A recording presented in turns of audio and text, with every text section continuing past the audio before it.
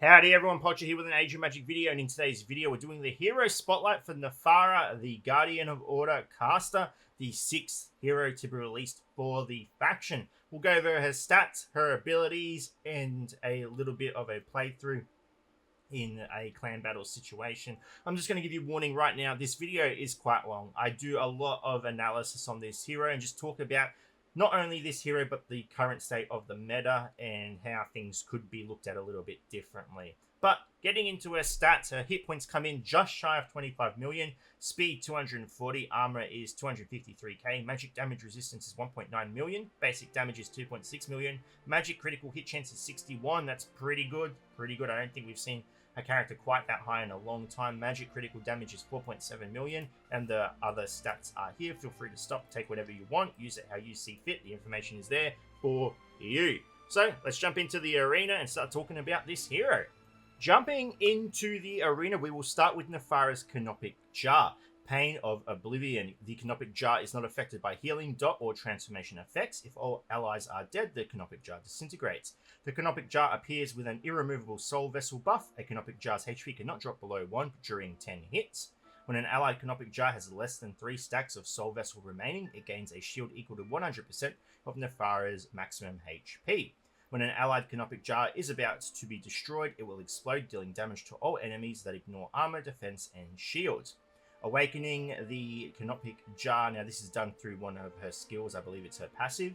When an allied Canopic Jar explodes, it casts 3 stacks of Sacrificial Blood on the targets. For every stack, the enemy receives damage equal to 50% of its basic damage.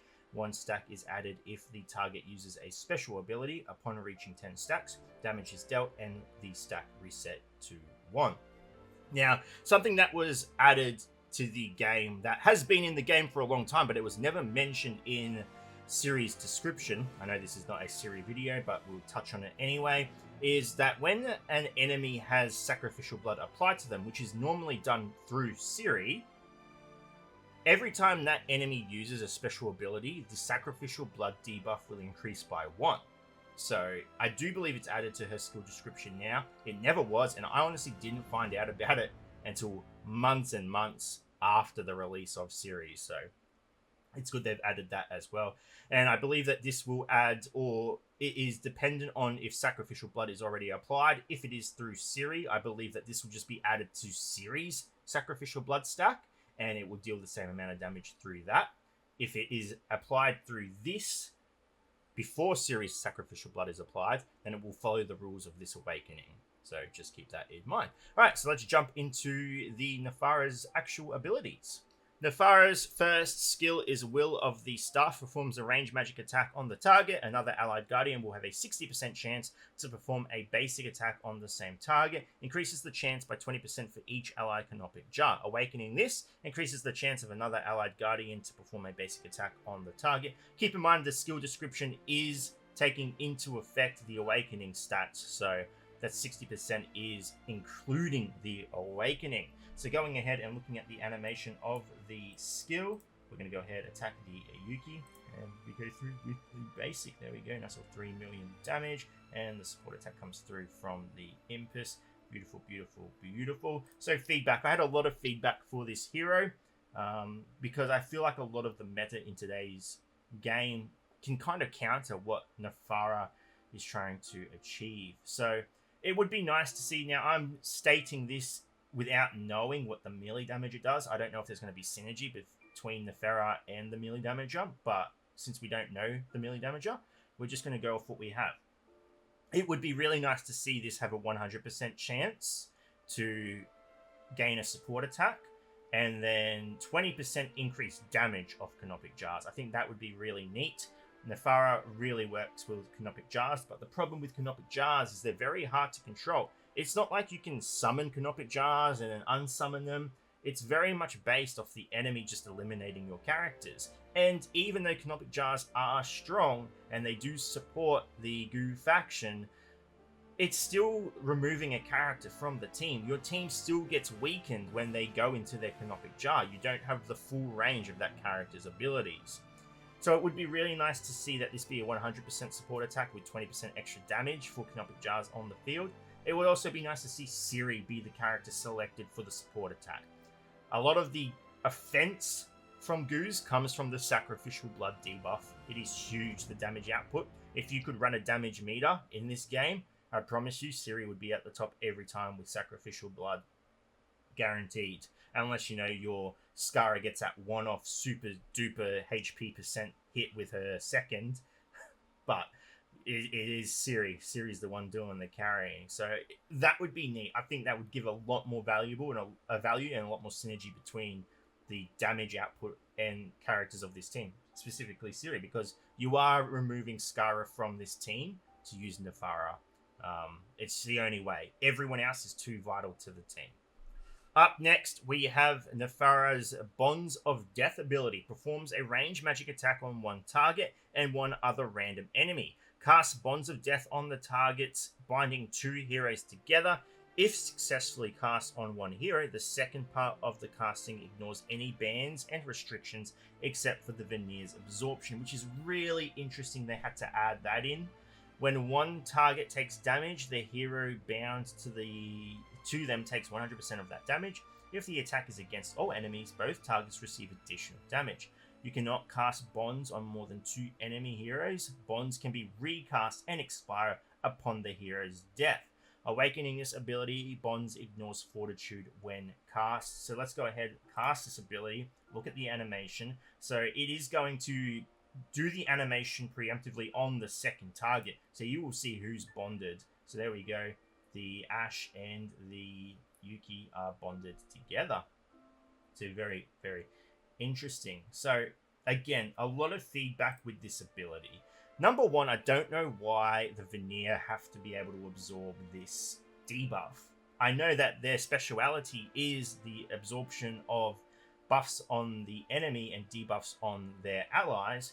However, I do believe that the Goos were created as a hard counter to the Van North, simply because they are a faction that does not specialize in the use of buffs and debuffs. So, in saying that, I really, really wish that the Bonds of Death debuff acted very much in the way Hitlist did. I think it's a very specialized ability specific to Nefera, and I just feel like it should not be a debuff in the sense that it can be cleansed, purged, whatever you want to do to get rid of it. I just don't think it should. I think it should act like Hitlist, and I think it should also act like Hitlist in the sense that if you're not using Willow, that if an enemy dies with the bonds on them, it simply transfers to another enemy. I just think it should be a continuous, almost like a curse that moves around the team. It being a debuff devalues it a lot. Not even mentioning the Veneer absorption thing. There are just so many factions in this game that can just get rid of debuffs. I know we can still make great use of debuffs. There are lots of control abilities. There are definitely teams out there. I'm not saying debuffs are useless, because we see all the time that there are just red dots everywhere on the screen.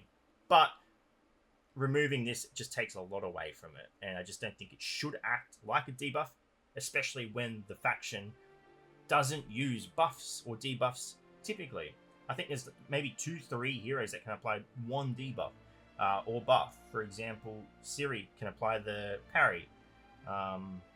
So yeah, it's just a weird option to make it something. I know we're talking a lot about these abilities. I just feel like there's a lot of criticism that can be made that could have been changed to make this character a lot more influential in the way this team works.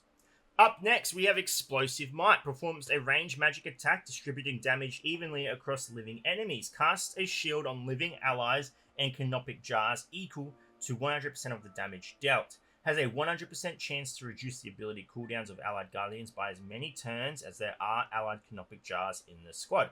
Awakening this, no limit to cooldown reduction of allied abilities. So again, a lot of feedback about this ability. Let's get into it. It is a great ability. The shield capacity that it can supply and the ability to reduce cooldowns is huge. For example, being able to reduce Ciri's third ability would be huge. It is capable of doing so much damage. Not to mention reducing the ability of Sekman, being able to apply more shields, adding more survivability to the Goos, always wonderful. And you got Impus, who through damage can just simply reduce the health of the enemy. It can just keep chipping away at the health. There is so much value in the ability to reduce cooldowns, not just for this faction, for any faction at all. The problem with this ability that I find to make the value of it very little is the damage side of it. The shield you gain being based off the damage you deal is very, very difficult to achieve. Let's consider some of the top factions in the game at the moment. Let's start off with one of the older factions, Cloud Wanderers. You have characters like Ramfit who are able to apply shielding to the team that are going to significantly reduce the amount of damage you output. Let's move over to the team we're versing on the screen, the Assassin's Guild. In clan battles specifically, you have characters like Yuki and Blade who can apply massive damage reduction to the team. So by using this ability, you are not dealing a huge amount of damage. It being an AoE ability as well, its damage output isn't huge compared to most single target abilities. I'm not saying there aren't huge AoE damaging abilities out there. There definitely are. But yeah, you are losing a bit more damage because it's not single target ability. So again, how much shield value are you actually getting?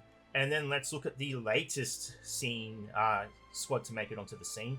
The Renegade/Demons. Corvus getting 5 stacks is going to give a 75% damage reduction to the team. You casting this ability, you're not going to do much damage at all. You're not getting huge amounts of shields. So I definitely think there was some things that could be added to this ability that would make it far more beneficial. Number one, it being able to just simply ignore defensive abilities. Straight up just going straight for damage and then applying shield to the Goose. Now you're probably wondering, would that make the Goose too strong? I don't think so. The Goose are now moving into they're one of the older meta squads now. They're moving into that mid-game section now. They're getting pushed out. I'm not saying it's devaluing them at all. I'm just saying, in terms of how many factions are being released now, how many heroes are being released, the Goose could be considered an old faction. Having something like that isn't going to break them, isn't going to send them to the top at all. I promise you that. But it would give more survivability to them, and it would give more ways to use Nefera. Second of all, another problem that the ability has is if you're fighting a faction that deals with shields, damaging an enemy team that has shields does not class as damage. So you do not get any shield when dealing damage to an enemy who has shield. So you're not gaining a shield in that sense as well. So there's just a lot of ways to combat this, and I just feel like you're not getting the most out of it, especially when you just consider what the meta is today and how strong every faction is in terms of trying to reduce the damage the enemy does to you. So I do apologize. I know I am talking a lot about these abilities. I just think there are a lot of things we can take from this, learn from this, because like I said, the heroes today are growing very strong and we need to adjust and figure out how to beat them. And I'm just straight up pinpointing weaknesses in this hero. Moving on to Nefera's passive, and I think this is really where she shines. I know I've given a lot of criticisms on her abilities, and it probably makes you not so interested in this hero. However, they're just criticisms, and you don't know the full picture until you see the full picture, and there is a battle to come after this as well, so just keep that in mind. Nefera's advice. Her passive deals 50% more damage for every living dark enemy. Now, since it does not say allies in this, I assume that this damage bonus is specific to her alone. When Nefera dies from any effect or ability, a Canopic Jar appears in her place. Nefera cannot be revived. She can only come back out of the Canopic Jar.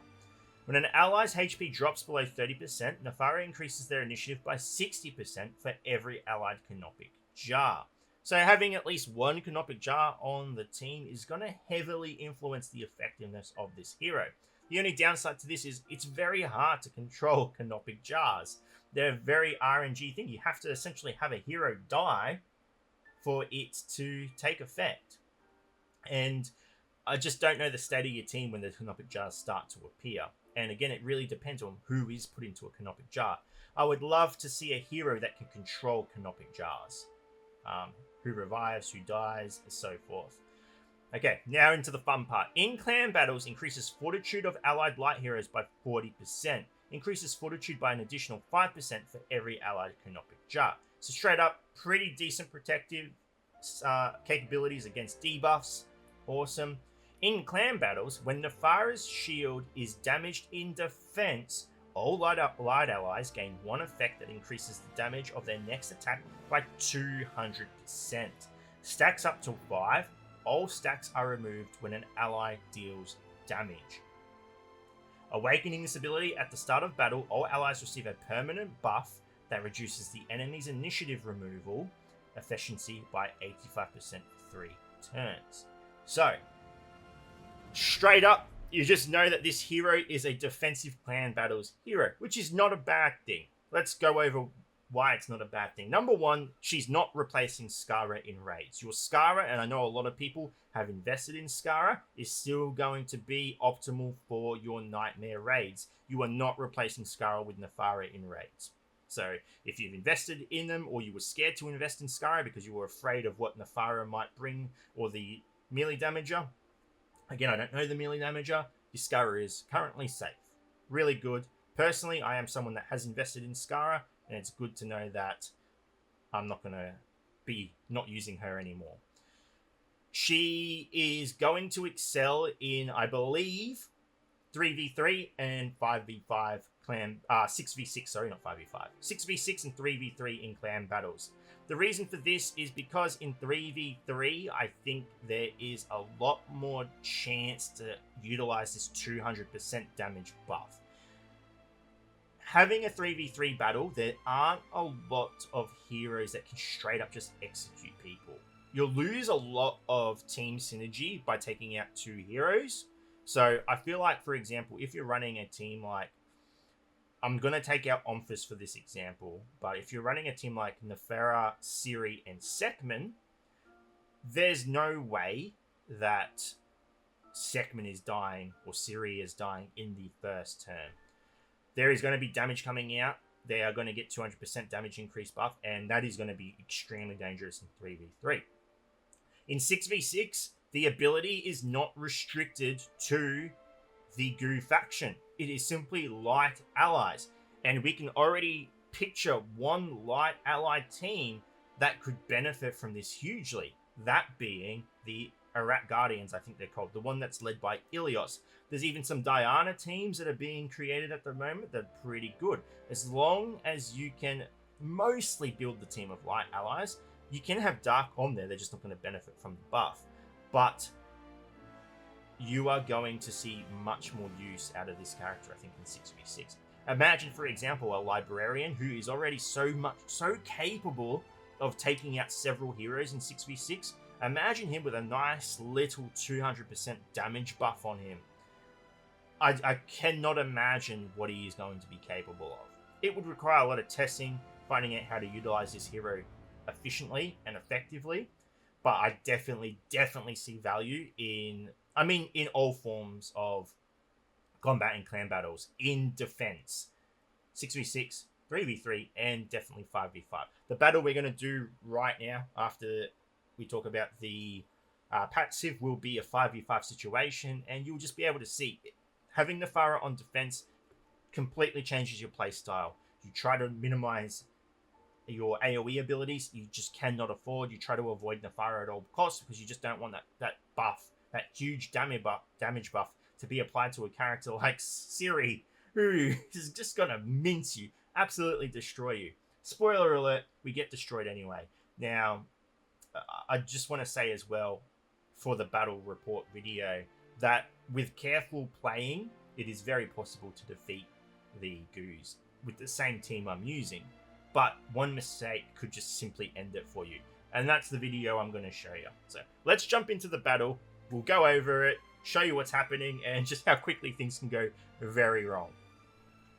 Okay, so jumping into battle, we are versing the Goos on defense. This is a clan battle situation as well, and we're going to try and win. We're going to use everything we possibly can to try and win this combat. So I'm going to refrain from using AoE attacks, because I know if I do, we will damage Nefera's shield, and she will get a damage boost on the allies, which is going to be fairly deadly. I actually wasted Ash's ability there because I do not have a hit list mark on the Impus. I feel like Impus is definitely one of the bigger threats on the team that we should try and take out. The reason for this is because this battle can drag out for a long time, and the longer Impus is alive, the less and less HP my characters will have. They will just dwindle away if we cannot control the Impus. Now, the segment is going to... Yeah, we got a lot of sacrificial blood we lost. Yeah. We can't break through, but that's the problem with them on defense. We have to be very limited to the attacks we use. I mean, we can go ahead and showcase.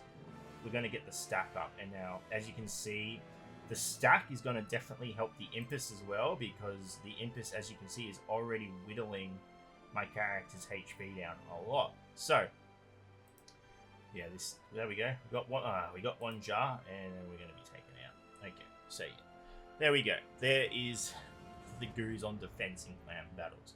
I don't think it's a typically difficult team to verse, to be honest. I think you just need to control your abilities. You need to find a team that can excel in single target, because AoE and Nefera together, if she has shield, is going to be very deadly. So a few ways to combat this. As mentioned, single target I think will be very effective.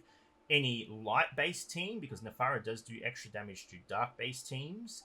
And I think any team that can eliminate shields very quickly would be beneficial as well, because the stack only occurs when damage to her shield is done. So if you can keep that limited, that would be very good as well. But there you go. She is definitely a clan battle hero. That was where she is going to excel at.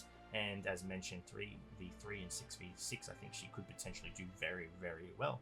Anyway, ladies and gentlemen, thank you so much for watching. If you have any questions, feel free to leave a comment below. I will answer it to the best of my ability. And with your own world, until next time, please take care of yourself.